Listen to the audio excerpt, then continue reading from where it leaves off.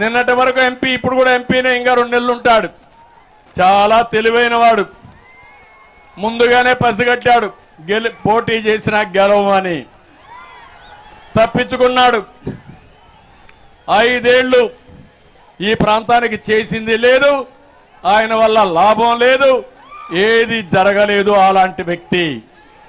ఇప్పుడు మీరు చూస్తున్నారు, పక్క నియోజకవర్గం ఉన్నాడు ఎర్రిపప్ప మంత్రి.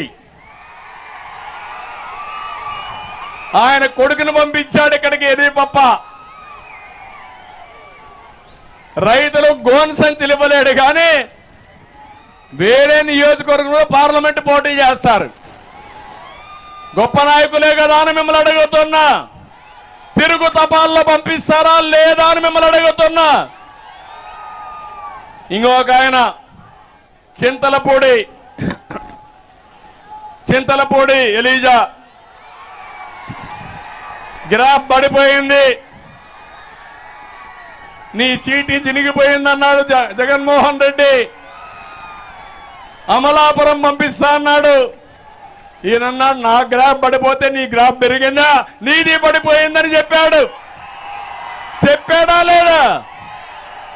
జగన్మోహన్ రెడ్డి గ్రాఫ్ పెరిగిందా తమ్ముళ్ళు? పెరిగిందా ఆడబిడ్డలు?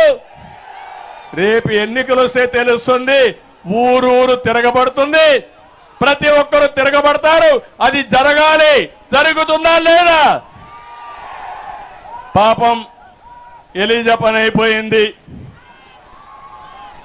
ఇంకో పక్క అతను ఒక ప్రశ్న వేశాడు, మేము ఎస్సీలం, మాకు సామాజిక న్యాయం లేదన్నాడు.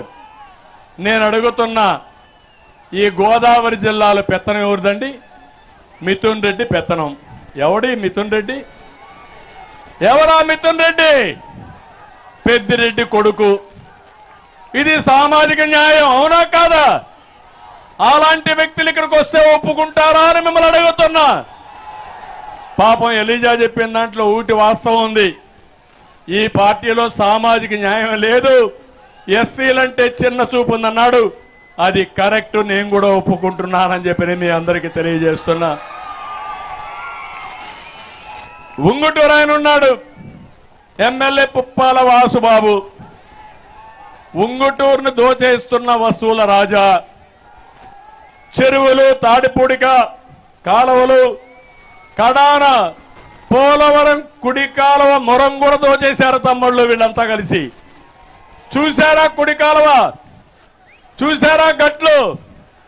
దోచేసిన వ్యక్తులవునా కాదా అని మిమ్మల్ని అడుగుతున్నా. వర్షాలు వస్తే ఆ కాలువలు ఏమవుతాయి? కొట్టుకొని పోతాయా లేదా? ఇంత దుర్మార్గులు క్షమిస్తారా అని మిమ్మల్ని అడుగుతున్నా. ఇంకొక ఆయన దెందులూరు కొటారి అబ్బయ్య చౌదరి, అక్రమార్కులకే అక్రమార్కుడు. రౌడీ షీటర్లతో కోటరీ పెట్టుకున్నాడు. దెందులూరు నియోజకవర్గాన్ని దోచేస్తున్నాడు. అమెరికా నుంచి అదే పనిగా ఇక్కడికి వచ్చాడు. అక్రమ మైనింగ్ చేస్తున్నాడు. డబ్బు పిచ్చి మేతగాడు. ఇదే పని. పాపం చింతమనేని పైన పెట్టని కేసు లేదు.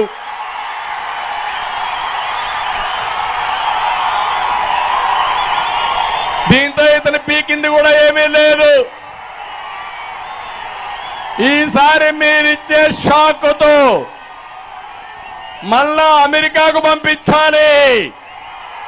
సిద్ధమా అని మిమ్మల్ని అడుగుతున్నా.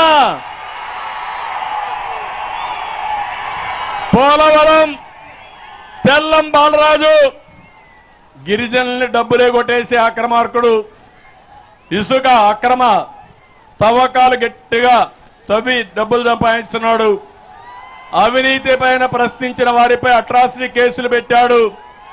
కొంతమంది ఆత్మహత్యలు చేసుకున్నారు. ఇలాంటి వ్యక్తి మళ్ళా గిరిజనులు రక్షిస్తాడా అని మిమ్మల్ని అడుగుతున్నా. ఇంకో పక్క నూజివీడు మేక కొడుకు నూజివీడిని సున్నంగా గుండు కొట్టేశాడు ఆయన. అన్నింటా అక్రమాలే, వసూళ్లు, ఎక్కడా ఏ అభివృద్ధి లేదు. ఏలూరులో ఆళ్ల నాని ఈయన ఏం చేశాడో ఆయనకే తెలియదు పాపం. అయోమయంలో ఉన్నాడు. సీట్ ఇచ్చినా గెలవడు. అతనికి అయిపోయింది, అతని రోజు కూడా అయిపోయినాయని చెప్పి నేను మీకు తెలియజేస్తున్నా.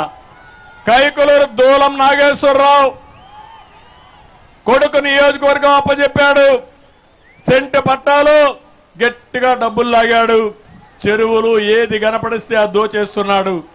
5 ఏళ్లలో 300 కోట్ల రూపాయలు అక్రమార్జన చేసిన ఎమ్మెల్యే.